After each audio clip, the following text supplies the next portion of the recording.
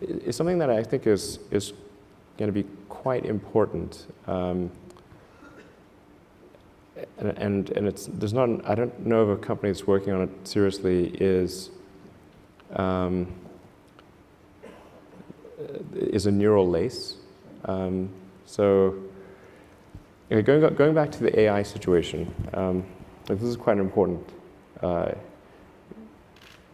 debate. Like if you assume any rate of advancement in AI, we will be left behind by a lot. And so then we could be in, like, benign, but even the benign situation, if you have some, if you have ultra intelligent AI, we would be, so far below them in intelligence that it would be like, a pet, basically. Cat, that's what I was like a thinking. pet, Like a a cat, cat. like a cat. It'd be Elon like the a house cat, cat. Yeah, it right. would be like the house cat. Right. And it's not the end of the world, Well, sort of pet. You've seen the movie, it could be. Yeah. It could be. But honestly, that would be the benign scenario. And So house cat is okay. I mean, I don't love the idea of being a house cat. Okay. But that. So what's the solution? Yeah. So I think I think it's to essentially. I think one of the solutions, the solution that seems maybe the best one, is to have an AI layer. If you think of, like, you've got your limbic system, your cortex, and then a digital layer, sort of a third layer above the cortex, that could work well and symbiotically with you. I mean, just as your cortex works symbiotically with your limbic system, your sort of a third digital layer could work symbiotically with the rest. This is something that's surgically inserted or bred into the species, or what? The fundamental limitation is input-output. So we already have, we're already a cyborg. It's just that, I mean, you have a digital version of yourself or partial version of yourself online in the form of your emails and your social media and all the things that you do.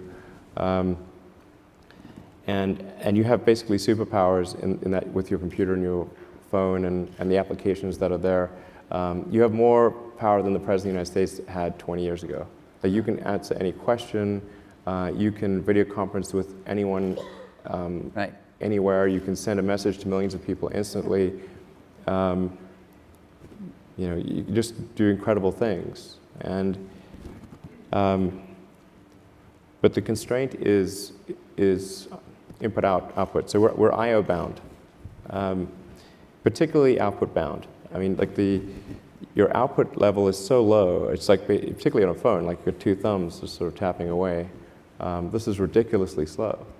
Our input is much better because we have a high bandwidth visual interface to the brain. Like our eyes take in a lot of data. So there's many orders of magnitude difference between input and output. So mostly, effectively merging in a symbiotic way with digital intelligence revolves around eliminating the I/O constraint. So it'd be some sort of direct cortical interface. And you called it a neural lace? Neural lace, yeah. It's totally not Google Glass, right? No, I'm talking about something which... No, but it's like you wear it? Or you... No, I mean, it would be... I